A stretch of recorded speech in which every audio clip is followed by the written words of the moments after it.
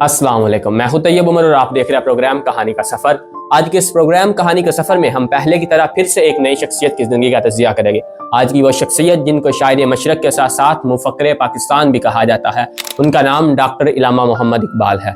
इलामा इकबाल की जिंदगी के कुछ ऐसे लम्हों को बयान करेंगे जिन लम्हों ने उन्हें न सिर्फ मुसलमानों का बल्कि पूरे बरसगीर पाक व हिंद का हीरो बना दिया। इलामा इकबाल की इब्तदाई जिंदगी पर एक नजर डाले तो 9 नवंबर 1870 को सियालकोट में पैदा हुए। वालिद का नाम शेख नूर मोहम्मद और वालिदा का नाम इमाम बीबी था।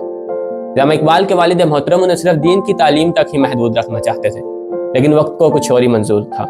आखिर ऐसा क्या हुआ था कि एक शख्स जो सिर्फ अपने बच्चे को दीन की तालीम तक महदूद रखना चाहता है, वो दुनिया की तालीम के लिए कैसे राजी हुआ? इस सवाल का जवाब इलामा इकबाल के उस्ताद मोहतरम उस्ताद मीर हसन साहिब है।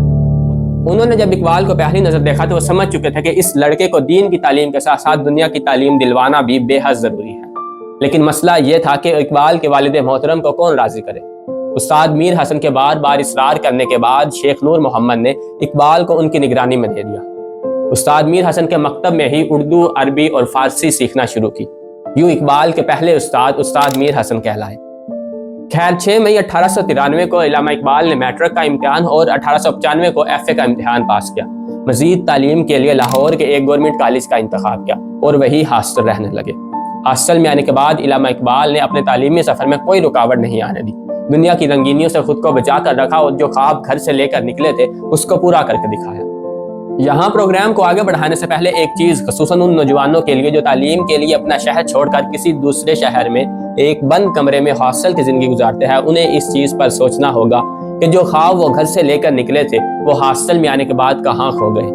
क्या वो ये भूल गए कि किसकी माँ ने कितना जेवर बेचा था? क्या वो ये भूल गए कि किसके बाप ने कितनी गालियां खाई थी? या फिर वो ये भूल गए कि किसके भाई ने उस उम्र में पैसे कमाने को तरजीह दी जिस उम्र में उसके अपने दिन संवरने के थे? यहाँ पर इकबाल का एक शेर याद आता है कि उस कौम को शमशीर की हाजत नहीं रहती और जिसके जवानों में सूरत खुदी फौलाद। अगर नहीं तो फिर अपने माँ के बेचे उस जेवर की खातिर, अपने बाप की खाई उन गालियों की खातिर खुद को कभी भटकने ना दे, क्योंकि आपका ख्वाब सिर्फ आपका ही नहीं होता बल्कि आपके साथ जुड़े हर उस शख्स का ख्वाब है जिसने अपनी जिंदगी का एक अहम हिस्सा सिर्फ आपके लिए दांव पर लगाया होता है। खैर प्रोग्राम को आगे बढ़ाए तो अब वो लम्हा आता है जिस लम्हे ने इलामा इकबाल को शायरी की दुनिया में अपना नाम कमाने का मौका दिया। जी हाँ, बात हो रही है नवंबर 1899 की एक शाम हकीम अमीनुद्दीन के घर लगी महफिल की। इकबाल के कुछ दोस्त जबरदस्ती उन्हें उस महफिल में शायर के तौर पर ले गए। पहले पहल तो इकबाल अपनी शायरी अपनी जुबानी सुनाना ही नहीं चाहते थे, लेकिन जब अपनी शायरी सुनानी शुरू की तो वहाँ बड़े बड़े शायर उस्ताज़ा ने उनकी शायरी की तारीफ की। इसके बाद हर छोटे बड़े मुशायरे में इकबाल की शिरकत मुशायरे की कामयाबी की जमानत समझी जाने लगी।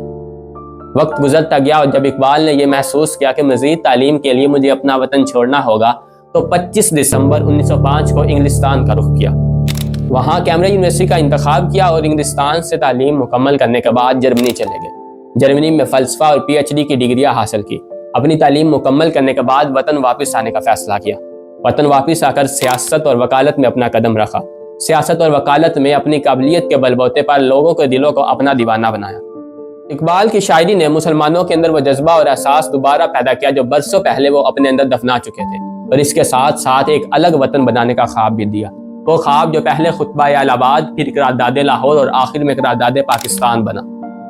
इलामा इकबाल की जिंदगी में उन पर बहुत से कुफर के फतवे भी लगे, लेकिन अपनी शायरी से यह साबित करके दिखाया कि वह किस कदर सच्चा आशिक रसूल इंसान था। बहुत सी ऐसी बातें जो इकबाल के बारे में मशहूर है वो इस प्रोग्राम में बयान नहीं की गई, लेकिन हमें इस चीज़ को सोचना होगा कि एक लड़का जिसके वालिद उसे सिर्फ दीन की तालीम तक ही महदूद रखना चाहते थे, वो इतना बड़ा अदीब और फलासफर कैसे बना। तालीम के लिए अपना घर छोड़ा, शहर छोड़ा, यहाँ तक कि अपना वतन तक छोड़ दिया, लेकिन अपने ख्वाब को कभी नहीं छोड़ा। इस पर इकबाल का एक शेर भी है कि ख्वाब देखे थे जो उनकी ताबीर कर, यही वक्त है आगे तकदीर कर। अगर एक लड़का अपने नाम के साथ शायर मशरक और मुफक्किर पाकिस्तान लिखवा सकता है तो फिर मैं और आप क्यों नहीं। अगर एक शख्स सदियों की तारीख को अपने लफ्जों में समेट सकता है और उम्मत मुस्लिमा का हीरो बन सकता है तो फिर मैं और आप क्यों नहीं। शायद हमें भी इकबाल की तरह एक अजीम सोच और एक बड़े ख्वाब की ज़रूरत है। वो ख्वाब जिसको हम हकीकत बना सकते हो, वो ख्वाब जिसके लिए हम एक कोशिश तो कर सकते हो। کیونکہ ایک کوشش بھی آپ کے خواب کی ہوئی آپ کا نام تاریخ کے پنوں میں لکھوا سکتی ہے۔ اس پر اقبال کا ایک شعر بھی ہے کہ اپنے من میں ڈوب کر پا جا سراغ زندگی، تو اگر میرا نہیں بنتا نہ بن اپنا تو بن۔ آج کا ہمارا ساتھ یہی تک تھا۔ اپنے ہوسٹ طیب عمر کو دے اجازت، پھر ملاقات ہوگی ایک نئی شخصیت کے ساتھ پروگرام کہانی کے سفر میں۔ تب تک کے لیے خدا حافظ۔